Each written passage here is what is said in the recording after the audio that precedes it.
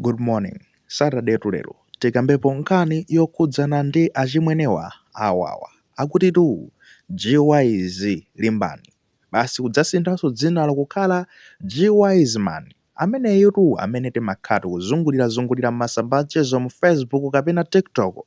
ndokutitu amakhala akulankhula nkhani zosiyanasiyana pena ngati makomede basinso namaphunzitsapo anthu zosiyanasiyana anthu ambiri amamutsatira makamaka azimayi. Chabwino mkulu ameneyu ndi zonena kuti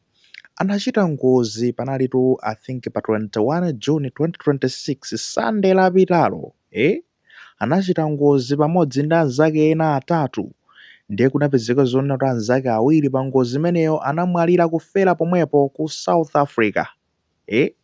Basitu iyeyu kutenga kamera patapulumuka ngozi imeneyo kalimolera kuphwanyika kutenga kamera basi nkumazijambula tachita ngozi mwaona tachita ngozi mukuona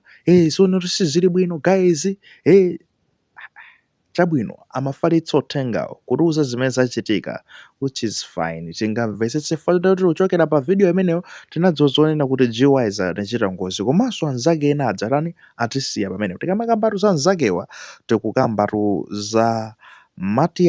Marius Sekeni Kaunda komanso Fane Mabreka ndi uyuyu Marius Sekeni Kaundayu basitu ameneyo amangozitchula kuti no malumalu nayenso so amapanga zomwezo I think zakomedekaya social media umapezekamo mmenemu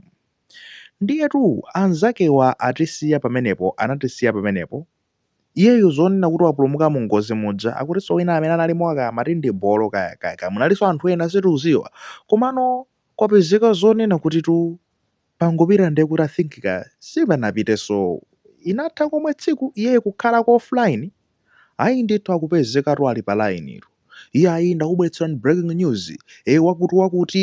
akuti wapereka ndalama kuthandizira na ulendo wa ku South Africa kuti anthu a South Africa apange chonchi iye ayi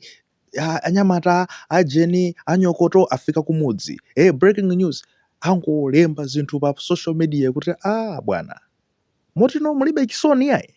anzanu aja amene mwayenda nawo paje mgalimoto ndikusiyani ndithu kumwalira ndithu inuyo mgalimoto momwemo nkupulumukamo zotolo mukhale pasi kapena ndikuonetsako kuonena kuti no iyayi mwakhudzika kapena mulingalira za amenewo kwapatsako kamphindi kuti mwina make kwafunira maijeni mafuna abwino kuti ause mumtendere ayi ndithu ali busy abwana watu kulemba m'masamba mchezo akuti kukokera ma views itu kumene kokotu basi kena kuno ndikumabwera ngati dzulo iyayi imfa imene iyi ineyo kodi nayidziwa if not done imfa imene iyi sindidzakuyiwala ana Brazil malumalu imfa yopweteka kwambiri kena kuno basi inote kuti the following day ali busy kulembanso zinthu pamenepo ayi zakuti zakhala motere zakuti zakhala motere abwana pali nthawi zina zaketu pachikhalidwetu pakachitika maliro akakukhudzani fawaru ndenda abale anu akukhudzani inuyo more directly usangoti fo chonena kuti malumaluyo inuyo mmadzowana naye nde basi ino munali kaya muli kuti kaya kuntchito kwanu iye wachita ngozi kwina wake kumwavotenga kuti wamwalira it's another case koma nonse munali limodzi mu galimoto imeneyoyo kumayankhulana limodzi mu galimoto imeneyo ndikupezeka zonena kuti ngozi inuyo ndikupulumukamo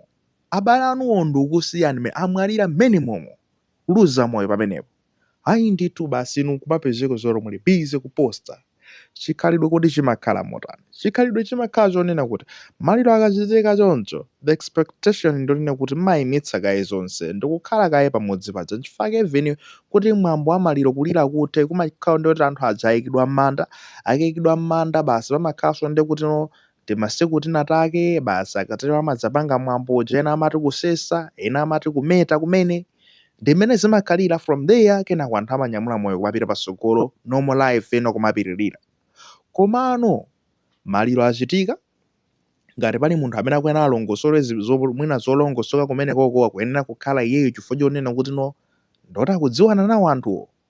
pagulu lonse limene lingamatamange kodi noza tiyendetsa bwanji za matupi a abale amenewa ziyenda motani iye akuyenera kukhala mu gulu limenelo ayi ali busy pa social media kulemba pamenepo basi tikufalitsa ma breaking news zomwe zikuchitika ku South Africa, iyayi zomwe akumana nazo kumeneko. Ndakumana ndi anthu ena ake basi kundiuza zonena kuti iwe watsalatu ndi masiku 3 kuti uthamangise kuno South Africa. Tisisamale amalawi anzanga. For what? Mukufuna chana bwana? Chikhalidwe munayenera inuyo ndi kuti mwakhala mukhale mudikirire mpaka nawo abale anu amene atisiyawa matupi awo kaya atumizidwa kuno akayikidwa m'manda kapena mwina mwake kaya mwina ayikidwa komweko ma process onse akamalizika kukhala ndithu kuzipatsako ndithu kaya nditi mawiki tiwiri basi ino kenakono ndikumabwerera. Anthu amachita zozonena kuti munthu uyutu anakhudzika chete iru kutero kuti ajiwa izi aja ndizona kuti no akulira m'bale uja ajiwa izi aja ndi munthu wachikondi kutero amene uja anali m'bale wawodi. Ndi ukamabwera nkumanena kuti no mpaka na pano sindikuvetsitsabe za m'bale wanga malumalu. Mpaka na pano ndikukanika kumvetsetsa, ndikukanika kumiwala nditi mamvetsetsano malingana ndi chani ndi mmene mwakhalira mudzi kuti munthu akuonetsa kuti anali ndi chisoni mpaka nato anapeze kuzora anapitatu offline. Ndipeke example yabwino yomweno inali ya Ellen Njuchi ndi The Hive Band. Mwayikumbukira nkhani imeneja? Woyimba Ellen Njuchi ndi bandi yake ija The Hive anachita ngozi anthu aja kaya analipo 6 onse ndikumwalira kumeneko chakunchewu kuja. Anatisiya anthu amenaja,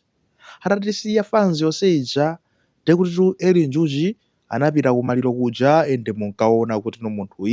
iso saenda. Anapita kumaliro kuja kukakhala nawo mmene angakwanitsire kuchoka pamenepopo anadzakhala basi osamvekaso.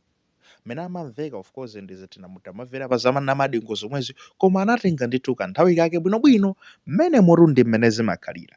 Koma ayi ndithu 2 minutes ngozi itachitika iwo apulumukamo basi kujambulano video iyayi pano tumwaona mukuona galimoto imene yanyenyekeratu ndichonchitu kuteko achina malumaluwo tusizili bwino iyayi. Koma ineyo ndapulumukamo basi. Ijeniso apulumukamo akuti wina akamati bolo bolo ife sitikumuva apa kuyankhulalankhula mwina zinamukhudza koma abwanawa atipasa mafunso kwambiri. Nkhani yake ndi chani? Ndipo makhala pasi nkumalingalira tidzilingalira zonena kuti akufuna ma views, akapeza ma views mwina mwake kapena apeza kantonyo kapena nangasinde kuti anthu akumakutumula ndalama m'masamba mchezo a Facebook mu akumapanga ndalama akuterotu kapena mwina mwake zimenezo omwina ali ndi zifukwa zawo koma no we just trying to say pa umunthu wake ndiye kuti zikulakwika pamenepo. Maganizo a Justin Tech Malawi komanso maganizo anthu ochuluka zedi amene akumakalemba ma comments ngakhale pa masamba amchezo aya yemweyo GYZ akumakamuuza pomwepo kuona kuti bwana apa ndesu mukuchitapo bwino apa munayenera kuzipatsako ka break. Koma ayi ndithudi kodi inuyo maganizo anu nkukhala otani pa nkhani imeneyi? Tatiuzani mu comment section mukuona mmene tikuzionera ife kapena mukuziona mosiyana ngati umomo.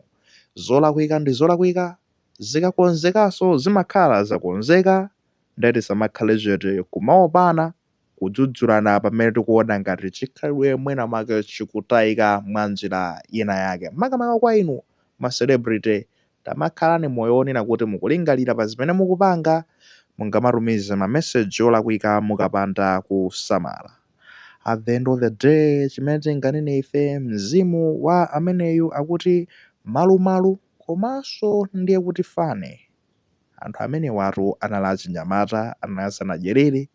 mizimu yawo ikause mu mtendere osatha. Komanso ndiye kuti akubanja ndi onse amene akhudzika osati amene ali busy m'masamba amchezo kuposta zina zake koma